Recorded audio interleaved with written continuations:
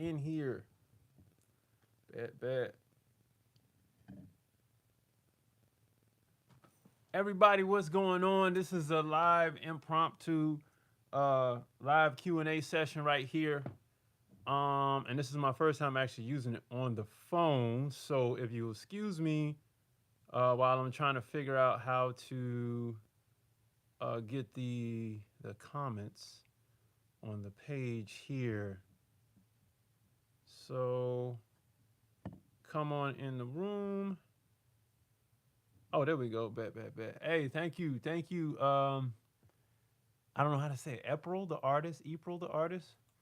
I'm doing this really quickly today, y'all, because I didn't have any content shot, and I'm telling you, I'm working on something big on the back end. So I really haven't had time to shoot anything for the channel or for the TikTok and Instagrams because I wasn't liking what the content was. But you all can drop some questions, man. We'll just get it popping. I haven't done one of these in over a year, so we'll get it going now.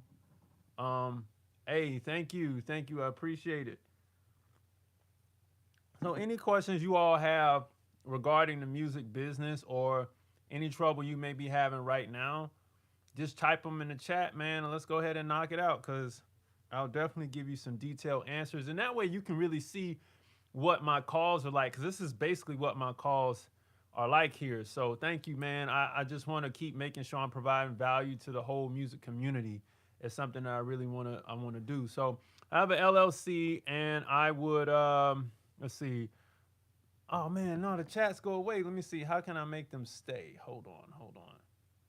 I gotta make the comments stay because they don't actually stay on the phone version of this versus the computer version. So I'll tell you what I'll do. I'll log on to my my desktop version at the same time. That way I can see your comments. Yeah, man, like for real, the calls that I do. So, okay, so if I have an LLC, would I only make 4 divisions for publishing, merchandise, touring, and brand deals? I'm glad you asked that because a lot of people call me asking about that video that I did where I did what I had, where I had the parent company and all of the companies separated. That is a grand scheme, grand picture of what you will have eventually once you get to that level. When that happens, you'll be prepared for it. But in the beginning, you don't need all of that simply because you're not making that much money. I mean, at the bare minimum, each one of those LLCs need to be doing at least 50 to 60K at minimum per year on their own. All right. So if you're not even making 50 to 60K right now on one LLC, you don't need all those LLCs. Number one, you won't be able to handle it because of the preparation and the maintenance that goes into actually operating those LLCs. Not to mention, if you're in California, you're going to have a CPA on hand to keep all those books together. And you're definitely going to have, if you don't have the CPA, you're going to have like, at least one QuickBooks account per LLC. All right. And so it just gets to be a lot when you're trying to operate that much. So I wouldn't suggest it, man. And that's to all of you all. That's really what it's going to look like by the time you sign your first deal, or as a producer, let's say you're doing like, 100,000 on beat packs and, other things like merchandise, and plus you're selling beats, plus you have publishing and all that stuff on the side. So yeah, I wouldn't go for those just yet, but keep it in your back pocket because you're going to be able to use it. All right. Can you all hear me? Because I don't know if you can hear me. Let me know if you can hear me in the comments, because I don't know. I got this microphone hooked up. I'm trying out some stuff, and I don't know if you can actually hear you. All right. Okay. Cool, man. Yeah, I got that last question about TikTok. I don't know when that's coming out, man. It's really early with that. So, yeah, I'll leave this up. I'll leave this up maybe for a week or so. I don't know what I may say because sometimes I give a lot of game in these things. The last one I did was crazy. I left it up, but I'll leave it up. I'll leave it up, man. Man, anything that comes to mind, y'all let me know, and we'll make it happen here. Let me see. Let me go to my channel. Crass alumni. Hey, man, that's what's up. I went to Crass in 2005. How do labels and artists claim on Sound Exchange? Okay, so labels, you got the label side on Sound Exchange. And that's, if you're a record label, you go get your money. That's just that half. If you're the artist, you got a little bit of responsibility here. So if you're an artist trying to get your money on Sound Exchange, you got to sign up for the artist account, the performer account first. Okay. Once you do that, you have some obligations. You can either search and claim your stuff, right? You can claim your stuff on Sound Exchange and it's all good. But let's say you have some producers you work with or some songwriters that you decide to work with on the track, and they sign an agreement with you saying that, hey, we want to get a portion of your Sound Exchange royalties. Can we do that? You have the option to say yay or nay. This is written into law. A lot of you all don't know. I mentioned on the channel, so if you've been watching for a while, you know that when Kanye West put on that Make America Great Again hat, this is one of the things that came along with it. You know, the celebrityism of it. You know, he went up there and he made sure that that part was, you know, with Congress inside of that law. It's not really a law because you don't have to do it. But as a songwriter, you do have to say yay or nay. We want to give this producer a portion of my Sound Exchange royalties, or this songwriter. It is not an obligation. It is not mandatory. But if you do say, yes, I will give you a portion, it is your job as the artist, as the performer, to submit their LODs to Sound Exchange. A lot of times this happens through the attorney of your choice that you have, and they'll take care of the paperwork for you. All right. Man, I'm trying to get to trying to get to my main page here. I don't want to create. I just want to go to my channel. There we go. Let me turn this off. Mute this. All right. Turn that down. Bet. All right. Now I can see the comments at the same time. My fault, y'all. I had to get that together. All right. What's the most efficient way or tools to keep up with the publishing revenue? If you are doing this yourself, you really don't need any tools unless you want to, you know, get in there and, you know what I'm saying?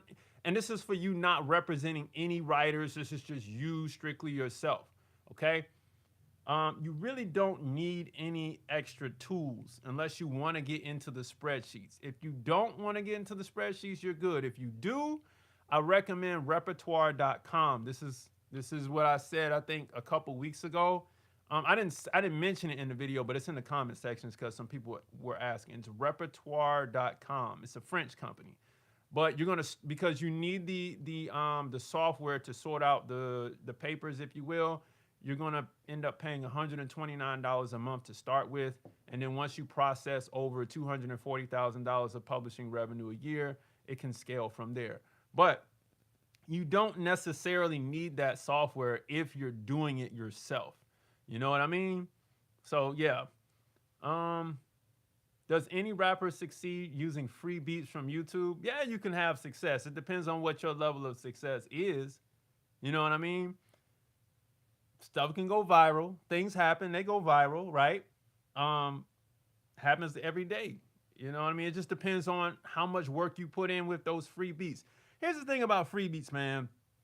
A lot of people buy these free beats and they don't end up doing anything with them, or they don't know how to market and promote them. Right?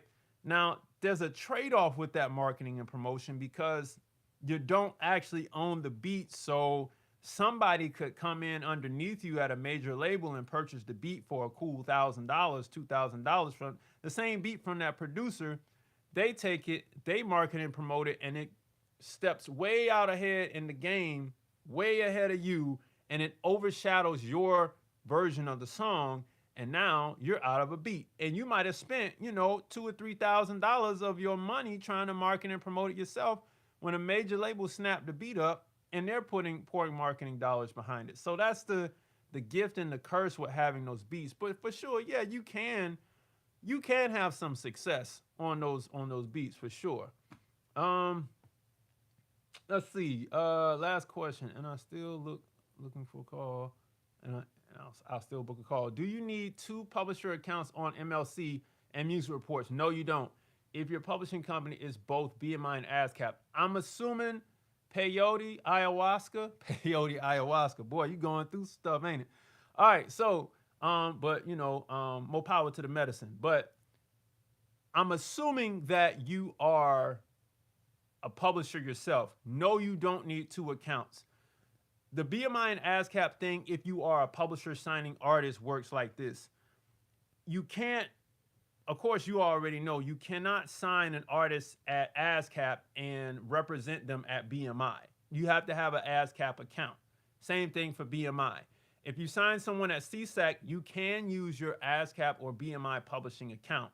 But when you go to the MLC, they only validate you on the BMI and ASCAP accounts. However, you only need one account because they're just going to use your LLC and they're going to use your IPI number. You know what I'm saying? So you don't need two accounts at Music Reports and the MLC and Harry Fox. They're going to know it's you, right? You just need to use one of those IPI numbers and you're good to go. Let me see here. Will a label guarantee me get paid for shows, and is pay to play worth it? I don't like pay to play. A label will not. Here's the thing: a record label's job, they're not there to get you shows. They can help with that. That's not their job. It's the agent, the booking agent, and your manager's job to get you shows. I always say this to people: the record label sells the music, and then the manager, your manager as the artist manager, sells you the artist. Okay? Now they all work together, but the record label isn't going to strictly get you shows. That's your manager and your booking agent. And that's how that works. How does a producer get in front of serious independent artists or get labels to take them seriously? You just have to be on the scene, man. You have to network with these A&Rs at these labels, find out who they are, what they're working on. I mean, you really have to do your research. If you want to get in the game, you really have to do your research, because if you don't, then nobody's going to help you out with that. Like, you know what I'm saying? It's like you have to learn how to hustle. And that's actually really one of the videos I'm going to shoot this week that a lot of people or creatives in the game don't know. Like, they don't know how to sell. You know what I'm saying? If you know how to sell and you know how to hustle the right way and you know what you're selling, then you're good. If you don't, then you'll kind of lag behind with this thing. So, you know, to get in front of these labels, like, you're really going to have to do your research on the A&Rs, the people who are seeking the beats. Okay? Now, on the flip side of your question, getting labels to take you seriously is you knowing the business when you finally get that chance to sit with that A&R, whether it be an independent label or not, right? And if you want to get with independents, you got to do your research the same way you would with A&Rs. It's the same thing. You know what I mean? So that's kind of how that works. Find the emails, find the the social media handles of all the people you need to contact. Because a lot of times it's not really the artist that's going to help you get the beat. Sometimes it's the manager, right? It's like they're going to walk in with a beat pack. You know what I mean? And the artist is just going to be in the studio just vibing. You know, they're going to have their boys and their close producers, but sometimes they want to hear beats that's outside of their circle. And a lot of times that comes from the manager. So I'm just saying with that. What are your thoughts on artists or producers working with corporate ad agencies? For sure. Definitely, man. Do it. Go get that advertisement agency money. I'm not against that. Let's see. India, man. Yo. India, what's popping? Y'all are really, look, man, I love the international audience that's been calling me behind the scenes from. I haven't gotten anybody from India, but definitely Australia, New Zealand, Austria, UK. Shout out to you all, man. I appreciate the foreign audience. I'm in Michigan, but I'm down to network all day. But okay, y'all talking to each other. Okay, let's see. What else we got in here, man? And I'm just going through all your questions, man, because I know I wasn't able to get any video shots. So let's see. What's the best way to get new artists? I don't know from what direction you're asking, as an A&R, as a talent scout, as a producer, as a songwriter. I'm not quite sure what you're asking with that. Do you have to register every song with BMI? Every song that's released, I would. Why wouldn't you want to get your money? You know what I mean? I bought the 60-day record label and I'll follow your advice. I've started one LLC for publishing and another to be a mother LLC for production, merchandising, etc. Congratulations. But Amon Rashad, like I said before, like you're not going to need that because if you all go back and really look at how to build a, I think it's how to build a LLC for record labels or something like that. That video that a lot of you all watch, I give the disclaimer. I also let you know this is not, it's not a beginner's thing. Like you will see this down the line. Almost all of your major entertainers have their companies set up like this. Almost nearly all of them. But it's not something you want in the beginning unless you can stomach it, unless you can stomach all of the maintenance that goes with it. So I'm just saying. All right. Do you have to sell your soul to make it in music? Depends on what you want to do with it. All right, I'll let that one. I'll leave that one in the air. It depends, man. It gets, look, a lot. Okay, all right. A lot of people always want to get into that question, and I always say you got to manage your expectations. There's a lot that comes with the game, and I'm not going to delve deep into it. But if you're asking that question, it's probably because you know. And if you don't know, at a certain point, just like you might have heard on so many countless other interviews, and for those of y'all who go down that rabbit hole, there is a certain point where you have to make some decisions, and that's all I'm gonna say. I'm not gonna get into that on this channel. All right, so Firebrand, yeah, but if you plan to ever sync with a free beat, oh yeah, definitely. Shout out to Firebrand in Philly, man. Those free beats in the sync world, nah, man, it ain't. Free beats, lease beats in the sync world is a no-go. It's never happening, especially if they find out that that's what you're doing. You will not have that relationship anymore. Do you have to register every song? Okay, all right, okay. Let's see what we got here. When, as a label signing an artist who writes his own songs, for example, for one album, do you need to sign them for publishing to also own the songs you record for the what?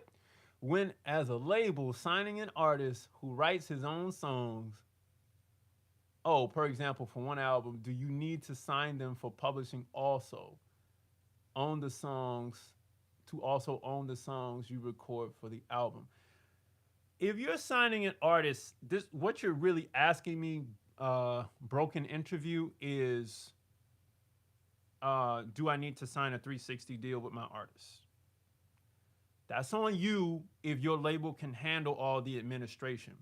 If you're a new label, I do not recommend signing the artist for the publishing because at the end of the day, you're still going to make more money on the sound recording out the gate faster than the publishing. So I just say, let them keep their publishing. It's less headache for you as a new label, an inexperienced label, and then they can handle all their publishing on their own. You know what I mean? And if you sign them for their publishing, you're going to have to do their administration unless you ask for a piece of their publishing and do your own administration and let them have theirs.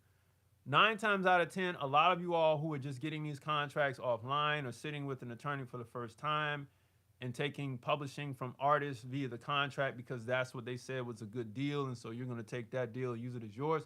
You're not understanding the obligations that come with that. You get what I'm saying? Once you understand the work you got to put in to admin everybody's, not only the record royalties, but the publishing royalties, you'll think again about signing that publishing clause in your contracts. All right. Let's see. I think the biggest issue I've had is finding those A&Rs and managers. I'm sure you have some stuff up about it. I do not. I don't have anything up about it. That was one of the things I was pondering, like if I should make like a record label map so you could see like all the current people. I'm not going to say like it's coming out, but it's one of the things that I was thinking about. Do you know how to make your first demo starting off with nothing? Yeah, man. If you're starting from scratch with nothing, grab your iPhone, maybe grab GarageBand on it, whatever music app is on there. Grab a beat or something that's leased or whatever, sing or write it, rap over it. It's going to be a very crude sounding demo, you know what I mean? But at least you're getting it done, and that's what counts. I'm going to do an episode about how I started music back in 2004. I'm gonna do episodes soon. I got some old CDs from way back in the day when I was really just getting started. Um, what do you think about publishing and licensing in the emerging decentralized NFT and metaverse space? Love for Nigeria. Hey, Prodigy, it's funny that you say that because I'm waiting to really see how these smart contracts take hold when it comes to intellectual property. Um, I'm really just waiting to see that. I'm excited for it. I don't. When it comes to the emerging markets, it's going to be great because now we don't have to. I feel with the smart contracts and NFTs, we don't have to worry about all these organizations that I talk about in the 60-day label. I foresee maybe in the next 20 years, some of these organizations will fold and we'll have all this stuff done inside of the smart contract. But coming from Nigeria, I don't know if you all use BMI International or not. There are some nations over there where you don't have to use the local PRO and the copyright stuff and all that. Well, I mean the copyright stuff you do, but you know. So yeah. Let me keep going down the list, man. I appreciate you all for joining in today. Let me see. So if my artist has ASCAP, I as the label have to as well, right? No. All right. As the label, Kwame, you don't have to have ASCAP. All right. It's all in your deal. So if you sign, if you've been following me for a minute and you saw some of my publishing videos, you would know that a co-publishing deal is just a percentage of publishing, right? You don't necessarily have to administer. But anytime you get a piece of publishing, you will need that ASCAP account, okay? If you are the label, remember the label has nothing to do with publishing, okay? Let's see. Is it okay to do piano covers on YouTube? For sure, man. All day. Can you clarify cross-collateralization? Woo, y'all getting in there, Red Spade. All right, so cross-collateralization. Let's say you finish your first album, you sign to a record label or independent record label, doesn't make a difference. And y'all run through the marketing budget and the recording budget, or you need whatever it is you have to borrow against the next album to finish up the first one. That's the easiest way I can explain it. If you run out of cash, but you're still in your promotional period, you're still in the creative period, and you need more money, the record label can either charge it to that album, which in most cases they won't, open up your cap budget for that album. What they'll do is they'll go borrow against the second album and bring that money to the first album, which is a dangerous situation to be in. So if you're a manager or, of these artists out here, you want to come into the label under budget every time so that you don't have to seep into that next album. Get what I'm saying? So that's cross-collateralization in a nutshell. Also, if you're collecting royalties, cross-collateralization is the 360 deal. So they might cross-collateralize all of your royalties, like your merch, your shows, your foreign merch, your fan club, your website, the ads on your website, your publishing royalties, and your record royalties, just to pay back the all-in budget that it took to produce that first album. They may be pulling from all of those sources, and that's another method of cross-collateralization. How do you feel about the future of audio engineers if AI is taking over? Peyote Ayahuasca, man, you coming with the questions. Man, I was an audio engineer, and that's how I got most of my credits in the game, especially this one right here. Some of you all don't know that's how I got that one. And the mastering, to be honest with you, I don't know what the computerized mastering like Lander is going to do in the coming years, but I think that mastering definitely will be taken over. But as far as mixing, I don't really know. I don't know what the future is going to be like. Recording, we still that's a huge hump to get over. You know what I mean? So I think that engineers will still be there, but I think mastering will be mastered, if you will, pun intended. Let's see what we got. Let's see. I'm just skipping ahead. Sorry, y'all. Like if I get some of these questions out of order. Um, any Lathan Kyles. Any tips to get people out to shows? He's in South Florida. Um, Here's my tip, man. You're gonna have to raise awareness about your music in the areas that you're trying to get shows.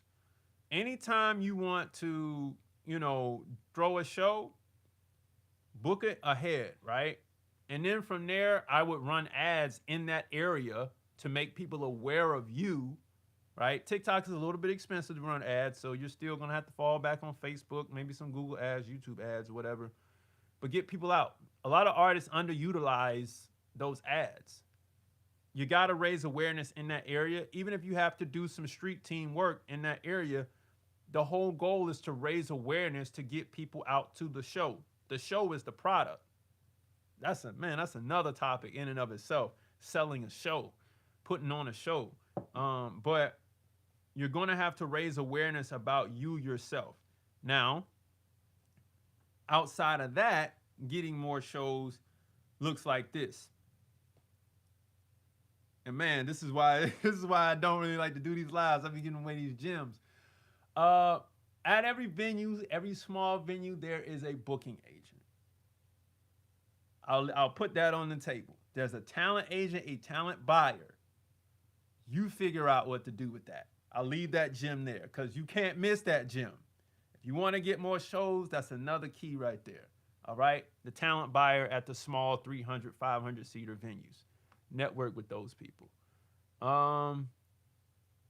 Do upcoming rappers need a website? Absolutely. Like, I think every artist needs a website. The website should be clean. It should be very simple to navigate. It should really only be a one pager. Websites that are mobile that look better than a what'd you call it? A link in bio type of thing, link tree type of thing, are more appeasing. They look more professional, but at the same time, there should be only about 2 or 3 things on your website. You know, a free download, shows, merch. All this should be on one page and contact, right? Because that's really what everybody wants. They want to either buy something from you as a fan, they want to contact your manager, they want to get something for free, right? That's pretty much what they want to do. And then you want to keep them updated on your shows and your music videos. I believe that every artist should have a website for sure.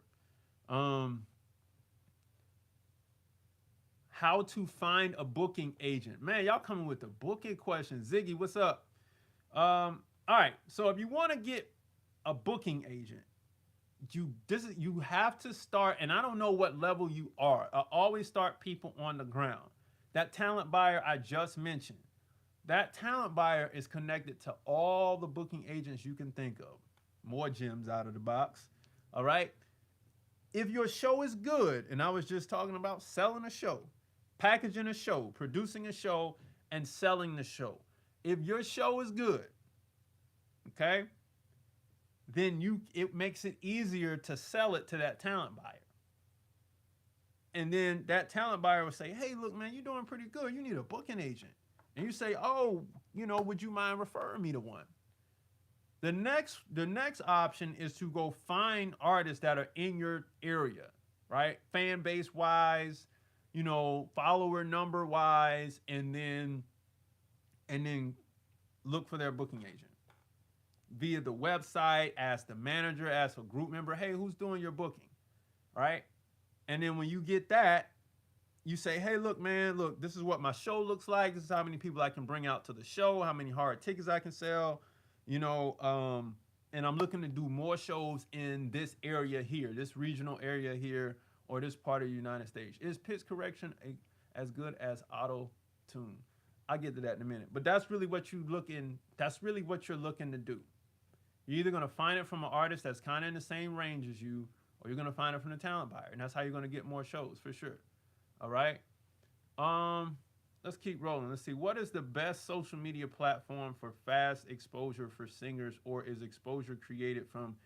Yes, you answered your own question. Den Tut. It's created through consistency.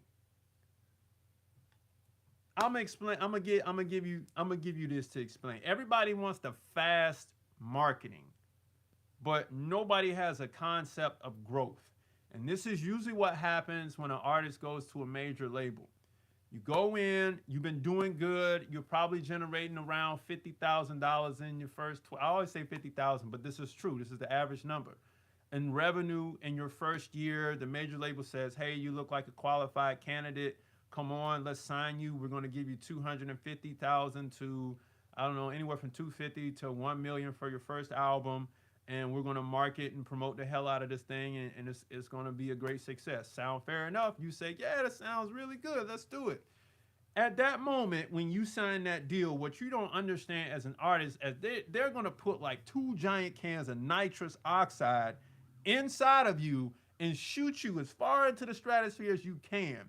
Most artists get strung out at this point because they can't handle that much pressure. So they end up, I'm keeping it real, you end up on some drugs, you end up getting shot, one of the two, because you don't know how to deal with the money and the pressure at the same time. So everything comes with consistency. Start that growth out. Get a feel for it. Because you might get to the point where you're doing, like, instead of 50,000 a year, you're doing 50,000 a month.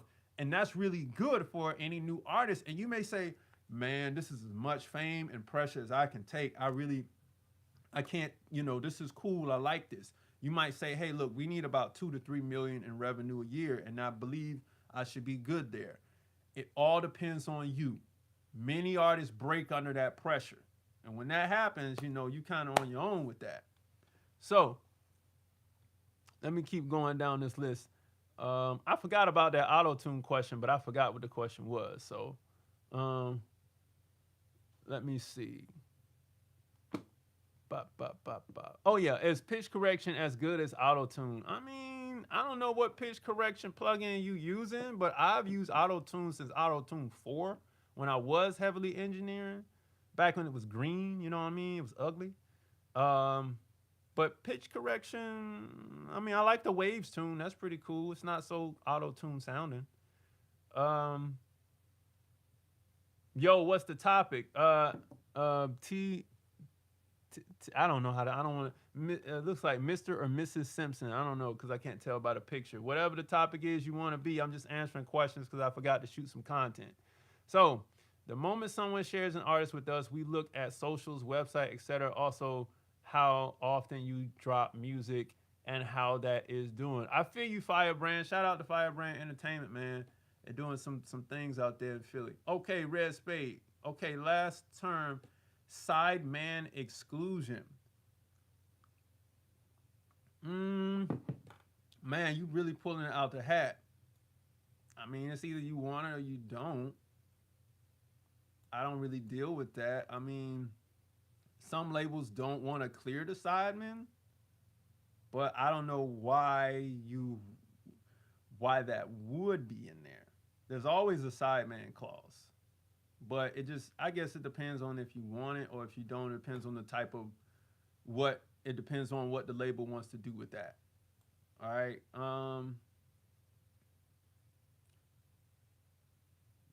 I don't know what that means. Tizo on, and a male. Okay, gotcha. All right. Let me see what else we got in here.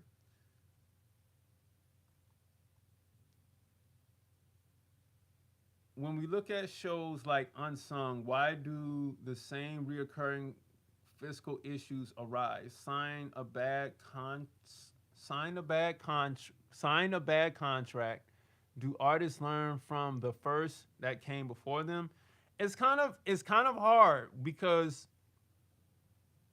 you have to have a good head on your shoulders as an artist.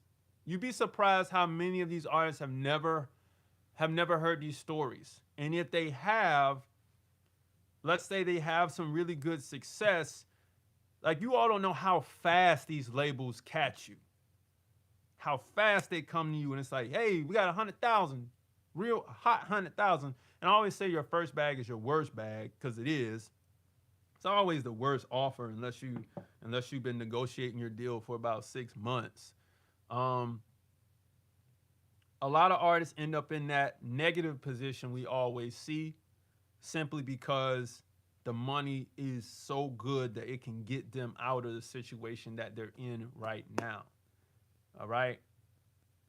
And they haven't had the chance to feel what a financial freedom situation can feel like when you're making. I mean, it depends on depending on who you are and what you're doing.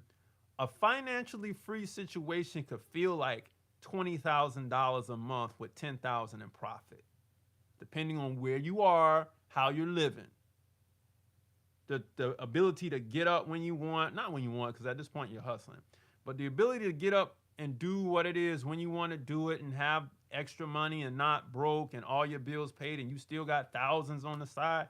It could be a really low level. And many artists don't get the chance to feel that financial freedom first before they sit down at the table and talk points on the deal. So a lot of times they come to the table hungry, I mean starving, and they will end up making a bad decision, or someone will say, hey, this is a good deal. And though the deal could be good, it goes back to my points earlier in this stream here. It's just simply that they can't handle the pressure. Because when they turn it on, boy, they turn it on. I mean, your family come out the woodworks like, hey, cuz, what's up, man? You know, I got that idea, you know what I'm saying? You know, we was going to sell barbecue at the MARTA station in Atlanta, and it was going to be popping. It's like, what?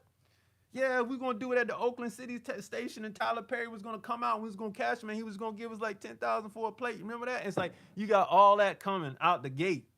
That's a lot of pressure. You got taxes. You got your manager, who hopefully is a good manager, not a sleazeball and doing deals on the side. And hopefully your attorney ain't trying to sneak nothing on the table. And you got all this going on. You can't see it happening because you didn't have the chance to grow into it. So, you know what I mean? You know, I know I went on a tangent with that, but it's just what it is. Thank you so much for the information in the book. Hey man, look, if anybody bought the 60-day record label book, put a 1 in the chat. I want to see who bought it, because I appreciate all of y'all. I think I'm not going to tell you the number of sales I had, but it was, we doing good. I got some things coming down the pipeline for that. So put a 1 if you bought it. All right, cool, bet. What site do you think is better for purchasing beats? BeatStars or SoundClick? Any preference? If so, why? I mean, I don't have a preference on the book is only on my site. The book is only on my site. It is an ebook right now. It will stay an ebook for a while because everybody that purchased this edition that's out right now, I'm tweaking everything. That cat's out of the bag with that. I'm still tweaking everything. I'm taking your emails. I'm taking your calls. I'm listening to where you're having trouble at. I'm putting some things are coming. So I'm working on some stuff. So it's still, I don't want to print it yet. So it's only available on my site, Creator Season. Let's see. What are the best deals to have with the record label? It sounds like every artist is in debt to the label they signed to. All right, so it depends on what you want to do. This is why I always say you want to grow into your career instead of taking that record deal immediately out the box, because when it comes, like I say, even if you're really successful, you need to be educated on this business a little bit more. So you need some time to grow into it, because that first deal, it might not be $250,000, especially if you're doing well out there, like you're really owning your market. It may very well be 1.5 million for the first album, right? And this is including record budget, marketing, promotion, touring support, all of that. So the best deal is the deal that you feel the most comfortable with. Now, I will say this, you may only need a distribution deal. And the reason why I say that is because you just need better artist services. Like, that's something that's better than TuneCore DistroKid.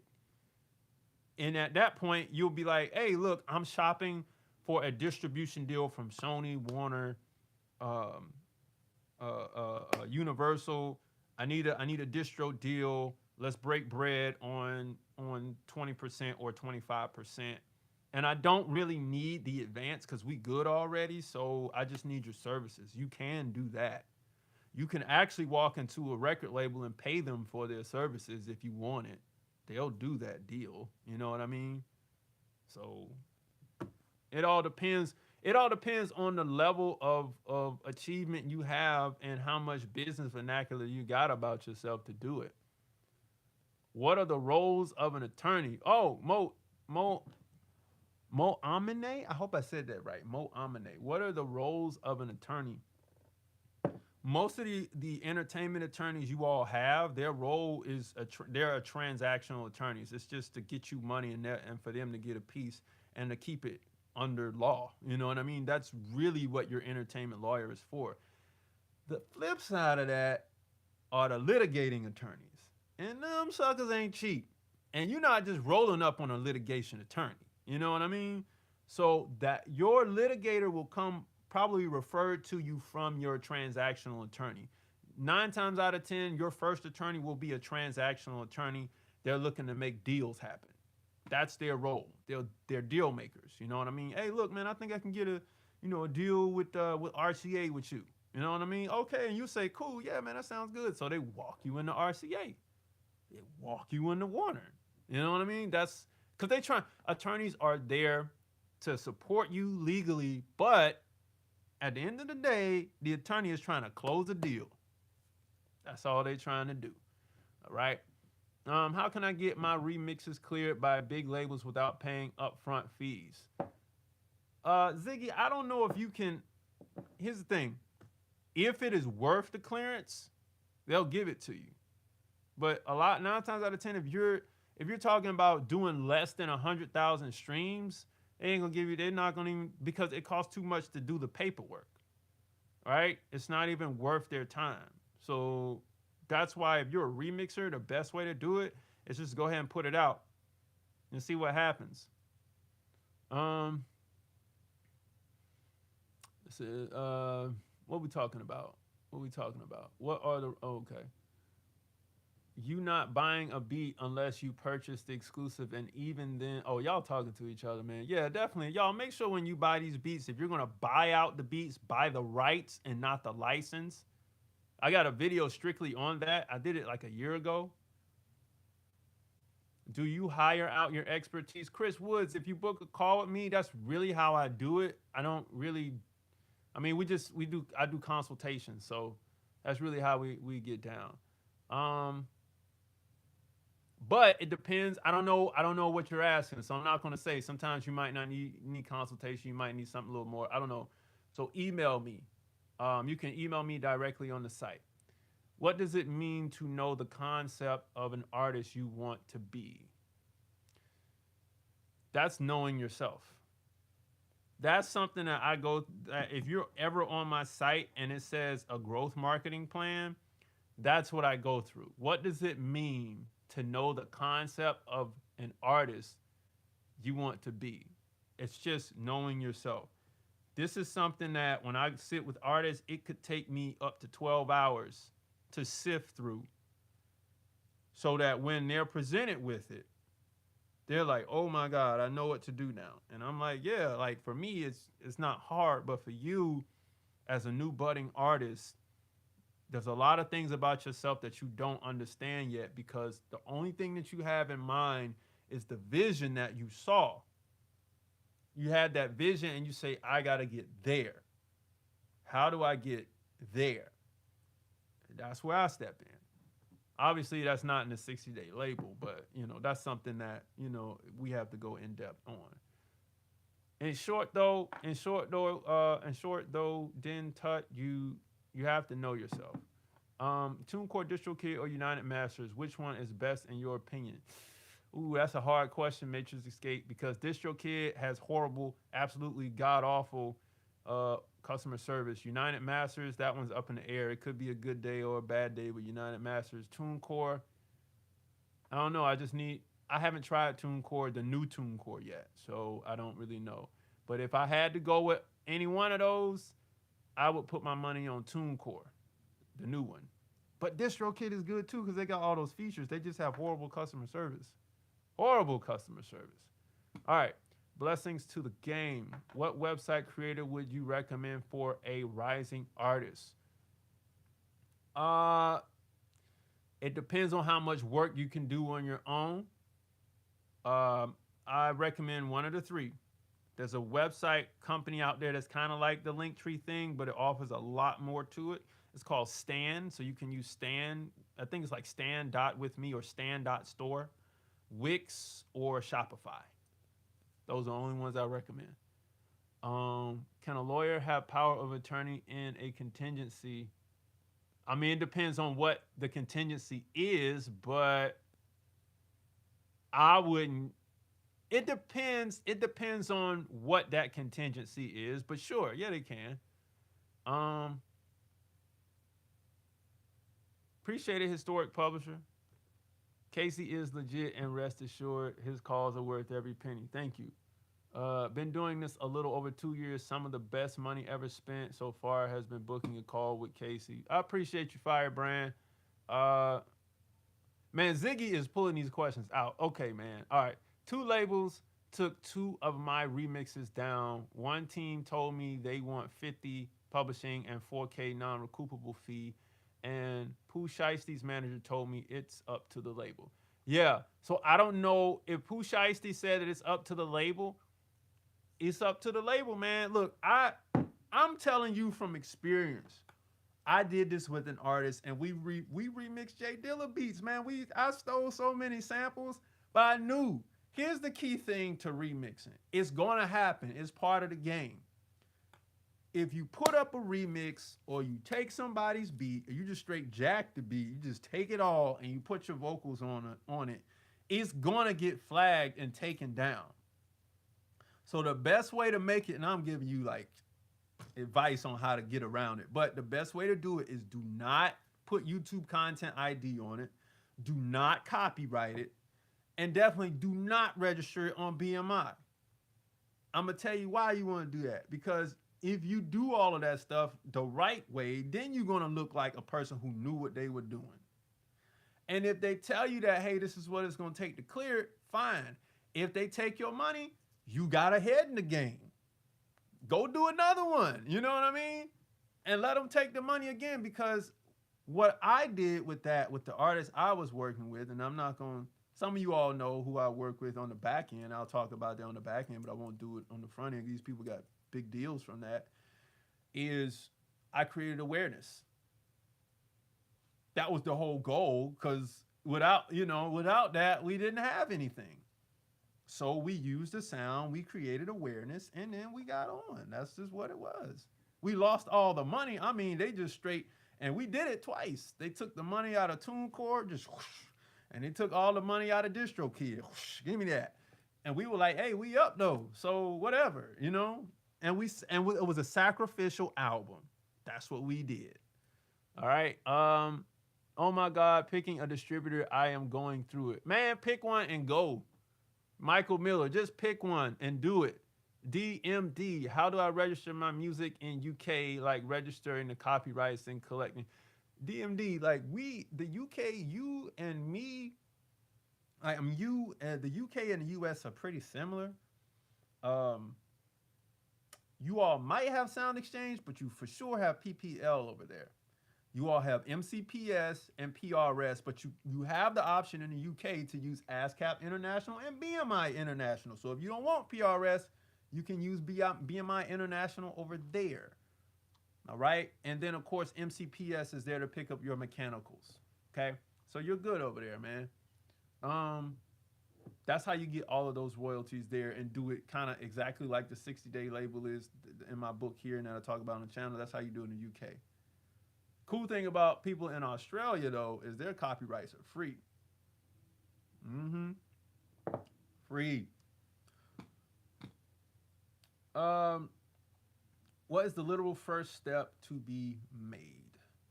The first step to be made, Jaheem, is to just do whatever's in your first mind.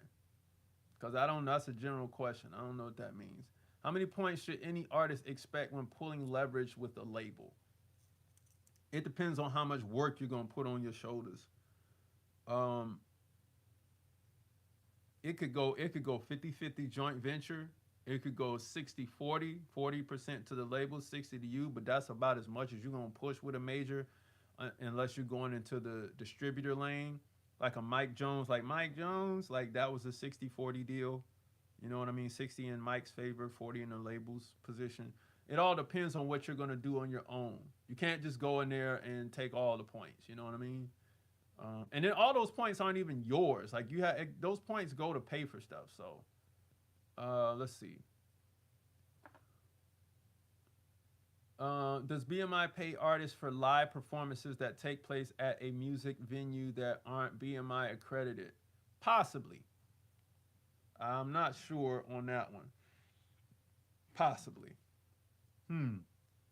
Do I need exclusive rights to a beat to perform at an event? No, you don't. A lot of times those are in the beat leases. Bro, I'm booking a session with you. I have a project I'm working on that needs some advice and help for promotions. Bet. I'll talk to you soon. Can't wait for it. Can you talk about getting syncs? Michael Miller, I can talk a little bit about getting syncs. You know what I always do, man? I like to show love to other YouTubers.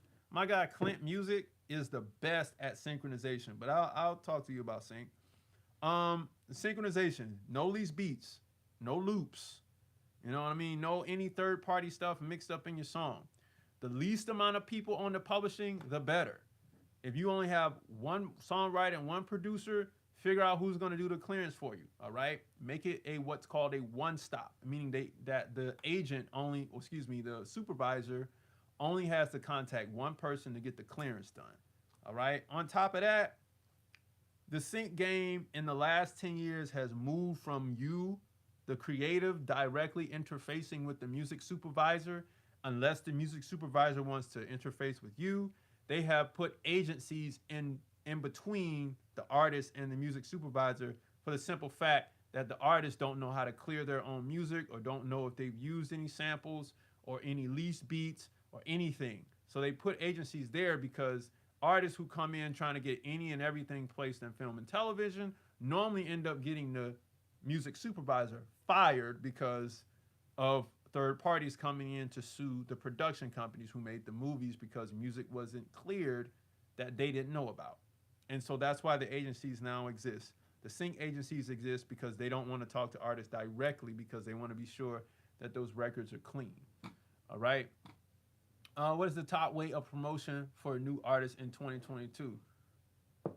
I mean, whichever one works for you. Social media, for sure. A combination of social media and the streets. If I only have the single LLC, how do I copyright the mechanicals and the publishing? All right, so we're not copywriting mechanicals. What we're doing is we're copywriting the musical work and the master recording. So, can I put both copyrights into the one LLC? Yes, you can. Yes, you can. All right. So, also, should you push beats? This is coming from Creative Season. Should you push beats you're trying to sell to all major platforms via DistroKid? And should you push beat collabs you want to place on all major platforms? Should you push beats you're trying to sell to all major platforms via DistroKid? I'm trying to understand like I mean, if you want to put out an instrumental album, sure, why not? Why not? I mean, the only thing is what you don't want to do is you don't want to come in and let's say have you don't want to have the content ID on there if you're going to do it that way, and that's the bummer part. That's the bummer part because if you're trying to sell them, so let's say, I don't know if you're leasing or selling to major artists, but if you're selling to major artists, you don't want that content ID on there. That's going to not make it a fun day for you when you're trying to sell. You know what I mean? I'm going to lead that question right there. Are you okay? Are you willing to be a manager? Absolutely not. I have been a manager in the past. That's how I got this experience. I don't want to manage. I'd rather manage the music, i.e. be a publisher, which is what I do. If I only have the single, okay, we already went through that. We want these videos once a week on a Sunday. Y'all want class on a Sunday? Q&A every week on a man. I can't do that. I mean, I could, but I don't know. We didn't release it because I'm fighting a case in Supreme Court and didn't want my lyrics used against me. Stay tuned. Oh, okay. Do you have to upload your catalog to register with the MLC? Yes, you do. Yes, you absolutely do. Darrell, my guy Darrell Pert from Orlando, Florida. Casey, just stopping through to say I rock with you, bro. Keep up the great work. Man, I appreciate it, Darrell. Should session musicians impose split sheets when approached by songwriters, producers for song recordings? Nah. Before, as a session musician, you should have an agreement upon payment because you're just getting paid. The agreement should be I need to get credit on the album. Like I need to be credited on the album and I need my fee. That's pretty much it. You don't really have to deal with split sheets. If I'm running a studio session, to be honest with you with that question, I'm not giving a session musician points, publishing, or nothing. You know what I'm saying? Even if they are being creative on the record, right? Because they're adding sauce to it. But I'm just not. I'm not going to do that. They can add their own creative tip to it, but I'm not putting session musicians on publishing because it's too much. Yo, Teflon Don Field, what's the okay? All right, man. Come on, trolls, y'all up in here today. How can I find booking agents? We went through this earlier in the stream, but your key to a booking agent is artists that are kind of in the same area as you. You want to look on your level, and then the talent buyer or the booking agent for your local venues. It depends on what level that you are in. Because once you rise, the booking agents are coming for you. Like yeah, I think that's a lot of y'all don't understand that as you begin to build on your career, everybody starts to come looking for you. So back in the early 2000s, the phrase was get hot, and they'll come find you, which is the truth, meaning that just grow with the thing. And once you reach those certain levels, you ask the right questions and unlock the right doors, people will start coming for you. You are the godfather of facts. Appreciate it. What is your advice when it comes to management? When you're starting out, a friend may be good on management. A close friend of yours who believes in what you do may be good for management. But a lot of times, as you are the artist, there's a lot of what artists suffer from the most is they think they need the manager in the beginning, and you don't. You're just overwhelmed, right? You're overwhelming yourself with this grandiose vision that you're trying to achieve in a quick, short amount of time, and you think you need that manager right there. That's not the case. You don't need that manager right there. All right, just pump your brakes for a second. All that stuff that you got on your back, take it off, and let's really look at the situation at where you are. You may be in a situation where the only thing you got is a mic and a laptop, and you're recording yourself, and you're doing your open mics, or you're selling tickets now at shows. Nobody's pressing CDs or nothing. Automate as much as you can to get as much money as you can, and eventually the manager will show. Through the ethers, the manager will come. Boom, and be ready. And if not, it will more than likely be a close friend of yours that says, hey, I really believe in what you're doing. I want to manage you. Give me a shot. In that case, you say, hey, we'll do a case-by-case basis, 15% only. All right? Or 12%. Depends on how gangster you want to get. What is a label catalog number and how do you get it? I think I know what you're talking about, Ziggy. Label catalog numbers are just in-house numbers, so you can create your own catalog number. 6 p.m. Drew, if I have the studio, my own beats, cameras, and my own videos, what is the best transaction to get paid? It depends on what you're doing. You know what I mean? It depends on what you're doing. If I have the studio, my own beats, if you got the studio, charge the label for studio time. You got your own beats, charge the label for the beat. And then the thing about it is, if you want to shoot content with your cameras, you can charge the label for that content. or that documentary footage. It all depends on what you want to do there.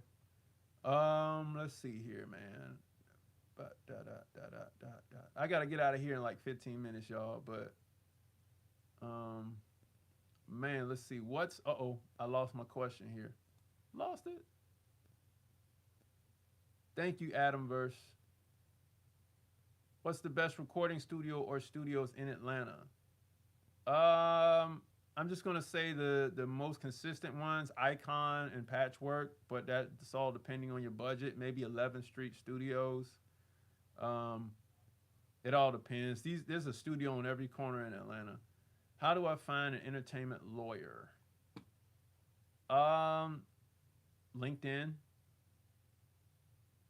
But that doesn't mean that you're gonna just get that lawyer out the gate because they may not take new clients. So it all depends.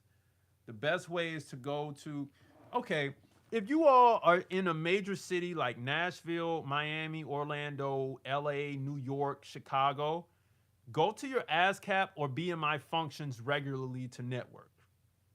Okay? At these functions, you will find who you need to find. If you all are a member of the Recording Academy, which is the Grammy Society, I think you pay like $100 for the year. All right? Go to their events that they have. Be active in the Recording Academy and network because these organizations put you ahead of everybody like that. Some of you all don't even know that if you're a BMI member and you're in Atlanta and you need to use the studio at BMI, you can book time there. Now, it's not like it's not like a soundproof studio, but it's a cool place to play some beats with somebody and to network with the staff at BMI. Now, I don't know if they close it, if they open it back up since COVID, but I don't know. But y'all don't even communicate with people at BMI and ASCAP. And I recommend you do that. You know what I mean? Because they'll refer you to attorneys and all the booking agents and all the yada, yada, yada like that. You know what I mean? So use those resources, man. No, I do not manage anybody Sasquatch or Squatch God.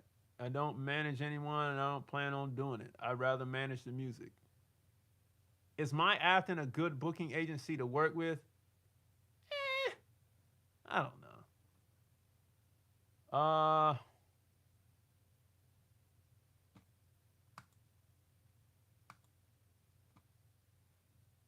Let's see.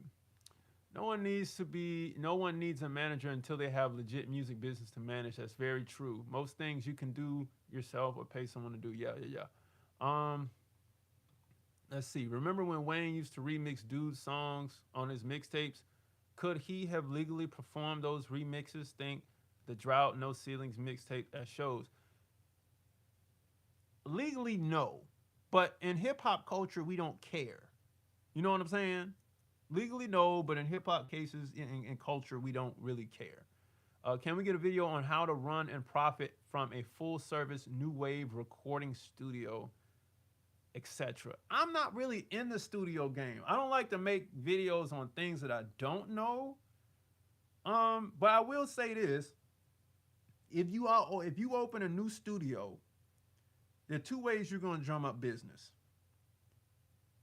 I may make a video on that, but I'll give you the game here. I'll throw it out there. I'll write it down and I'll make number one, all of your staff engineers. All of your staff engineers should take pictures in front of your high quality gear and have ads on Fiverr, Sound Better, and any other Upwork type of website like that. .com. Fiverr.com, soundbetter.com. That way you can generate leads for your local area. Now, you also want to run ads, social media ads, especially YouTube ads, Instagram ads, and all of that in your local area for the recording studio. So we're going to do ads. And then you also want to communicate with record labels, local record labels, indie record labels, and let them know, hey, maybe send them some nice little package and let them know what your rates are, the services you can offer for their artists, what you can help them do, how you can help them decrease their costs on recording by making their artists come there. Tell them that you can cut a deal with them at the studio versus for them going to, like, let's say, a big studio. To say, we'll give you a discount if you give us X amount of work, right? Discount for X amount of work, X amount. And a lot of y'all don't know, this is how I come up with my videos. Sometimes I'm on the call and I just blurt out some information. I'm like, oh, that's a video. A discount for X amount of hours and work and clientele. And then you package and you give out an elite proposal to these local labels. And then you have some quality, you have like quality service for these artists when they come through. Quality interns and runners and all of that. Quality ways to pay at the studio, all of that. The studio's clean. You know what I mean? You stock it with fresh blunts and snacks and all of that stuff. Like, it's just how you run it. But that's some tips right there.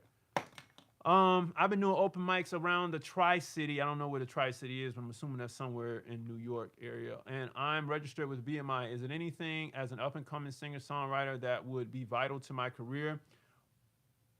Okay. Here's the thing. I feel that out of the company structure videos on my channel, the open mic, the two or three open mic videos on my channel that I have are some of the most beneficial for you all. Now, I'm going to answer your question, right? Is it anything as an up and coming singer-songwriter that would be vital to my career? Yes. At the open mic, polish your show, learn crowd control, because it's your boxing gym. That's what the open mic is there for. All right. I have a whole open mic tactical plan that works 100% of the time. So many people have called me, they enacted that plan, and they went from the open mic circuit to selling hard ticket sales. Every time, like clockwork, it works. So when you get to that open mic, sure, you can register your performance with BMI and ASCAP so that they have it for those local venues and you can get paid from that. But on top of that, you're there to sharpen your show. And this is my last tip because we talked about this earlier in the call. When that show is sharpened and people at the open mic are cheering like they were at a concert, there's a guy sitting in the back by the ice machine at the bar. That's the talent booker. Go holler at my mans over there. He gonna hook you up. Let him know what you're trying to do. That's all I'm gonna say on that, because if you want to dig into that, you gotta call me, because I have a surefire plan that has worked for a lot of people who have called, and I'll go through it with you. How can I release recorded music that they are copyrighted? I'm assuming that you're probably using something that's sampled. You want to get clearance on that sample, but if not, you're going rogue, man, and you're probably going to get your money taken from you. You won't get a lawsuit, but it will go to small claims copyright court, and they'll just take your money. All right? What's the safest and proper way to send new clients music? Oh, good one. Producer Third Son. There's a video on my channel about a song submission system. Copyright everything as an unpublished work. If you're doing the email thing as songwriters and producers, copyright everything as an unpublished work. Don't do the published version. The unpublished work. You get 10 songs, and it will cover the sound recording, and it will cover the musical work portion, which is the composition or publishing, as y'all like to call it. Once you do that, you can start sending willy-nilly. You can start sending like crazy. Do not send without doing that copyright, because people do steal and don't mind stealing every day. So, you know what I mean? Let me explain it to you. How do I know this? I didn't steal, but the company I was working for, this is how it went. People would send beats, and they'd be like, yo, we either don't have the contact to this person who sent the beat, or on top of that, we don't really feel like dealing with somebody we don't know. Casey, can you remake the beat? Yeah, you paying me? Cool. Got on the MPC. What they do? Copyrighted. Boom. We already know this person ain't got it copyrighted, because if you don't give contact information, we know you ain't got it copywritten. And out the door it went. I got my check, and that's what it is. That's how you steal. You know what I mean? So it happens all day, every day, man. And it is what it is. We need a record label map. I concur. That's something that I really do want to work on. It just takes time because I got a lot of other stuff on my plate. Should an artist pay for multiple licenses for beats or exclusive rights or one beat at a time? It depends on your budget, kid play. When you're ready to purchase, just make sure that the agreement says exclusive rights agreement, not exclusive license. Okay. Let me see. Appreciate you for what you do. I have a crazy situation with one of my distributors that I'm trying to figure out, but I'll book a consultation soon to support. Thank you for your content. I appreciate you, Rickaroo. Anthony Shelton, thank you for the purchase, man. What's the best way to learn self-management roles as an indie artist needing to push myself? You'll learn it along the way. Every artist knows how to manage themselves. Every artist knows how to manage themselves. And that's the God honest truth. All right. BTO, do you know how much Triller I guess it's supposed to be by the way, do you know how much Triller for music and videos? I don't know what that is. If I missed your question, man, just copy and paste it because it's a lot of y'all and I can't see everything. It's kind of tiny. I'm in a collective with a buzzing rapper, the Underground, the Underground, who has features with Baby Santana, and if I don't know some of these people, I just don't know. Sofago, who both have lyrical videos. The owner, Brezzo, has 4K weekly streams. How can I? Hey man, y'all gotta write some better questions. Like clarify the questions. Capitalize of this. What? Man, should I copyright my beats before leasing them? Absolutely. What do you think about Sound On? I haven't used it, so I don't know. The only thing I did in that TikTok video was I informed you about Sound On. But some people have stated their claims in the comment section of what they think about Sound On. How much does Triller pay for your music in videos? Oh, okay. I don't know. How can I capitalize? Okay, as a connections, how can I capitalize off my connections? You said off my connections with the buzzing rapper. As a buzzing rapper. Equate it to money. Like you have to, if you want to capitalize from your connections, you have to meet them at what they need. Because if you don't meet them at what they need, then it's not going to be worth their time. Meet them at what they need. For an up-and-coming R&B artist, singer, what is their equivalent to a mixtape? I mean, I don't really get down on the mixtapes. Just put out a small. If you don't, here's the thing: if you can't afford like to any beats, then just lease some beats just to showcase your vocal ability, your writing ability. Just put something out like a 4 or 5 song EP on lease beats so we can hear it. It's okay. It's okay to lease beats. You know what I mean? Especially if you're just getting started. There's no shame in the game. Just do it. You don't necessarily, I mean, the mixtape, once streaming came into play and people moved from the blog era of 2008 and prior, like 2006, 8, 10, and they moved to streaming services when Spotify hit the US in 2008, because there was a period there. Everybody was on like Dat Piff and live mixtapes and stuff. If you can just make an EP and put it out, that's the best way. Like I don't listen to mixtapes. I don't know who does. We listen on Spotify and Apple Music, so I don't, I mean, are doing song covers recommended? Sure, you can do those covers. Maybe sing it on videos and TikTok. Okay, definitely sing it on TikTok and Instagram.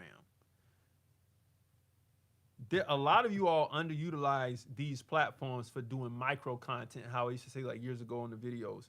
This rapper I mentioned in the community section on YouTube, Langston Bristol.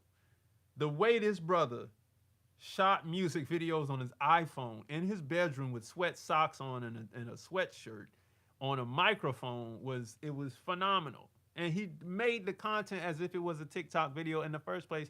And the only thing he did was he just slammed it with ads. But the song was dope. And because of the dope song, it took me about I don't know, a good 4 to 6 weeks to follow him.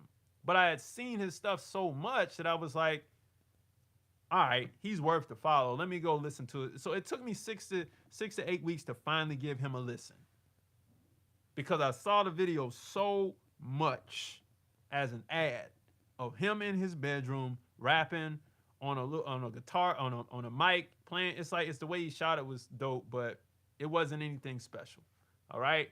So I recommend you all really utilize TikTok and Instagram for sure. Any advice on video distribution?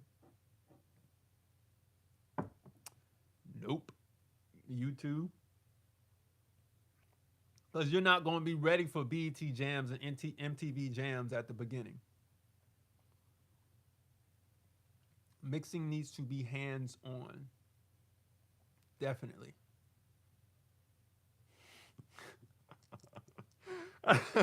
I knew somebody was going to get me for that Langston Hughes thing. This guy's name is Langston Bristol, man. No art history, not in only during February. That's funny. How can I create a fan base like? All right, so I'm gonna take these last 3 questions and I gotta get out of here. How can I create a fan base like Boards of Canada? I am black. I don't make traditional black music. If it's hot, people will gravitate towards it. But the best way to make that fan base is to make the content. All right. Good afternoon. I am a U.S. Marine overseas artist, and I would like to know if you know any notorious influencers to promote my music to get more notoriety. That's a different type of conversation. You know what I mean? Because the influencers have to match your common interests. I should do a video on that. For real. Because there's no point in just trying to go after influencers if they don't match your common interests, which is basically, I'm gonna stop saying common. I'm gonna say lifestyle interests. That's how that works. Other than that, man, you got to make some content. All right, last question. Modern convention for lyricists in the name of doing what you can. Oh, in the name of doing what you can is an a cappella demo. No music instrumentals good enough to pitch. No, it's not. No, it's not. It is absolutely, you don't pitch a cappellas, man. Nobody, I mean, if you want to pitch a cappellas, make a TikTok video of you rapping that instrument, those lyrics, and put it up for the people to see, and then submit that. But don't send nobody an a cappella.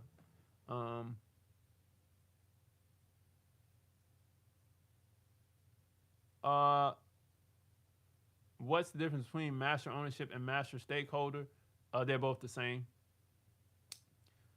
All right, everybody. I'm out of here. This was an impromptu live. Thank you all for coming to this thing. Maybe I'll do more. I'll leave this up as requested so you can go through and get the notes. I appreciate Morris, and somebody else gave me, Morris, you gave me $1.99 and $5. I appreciate you for that. Thank you all for coming. Look for some more content during the week. Peace.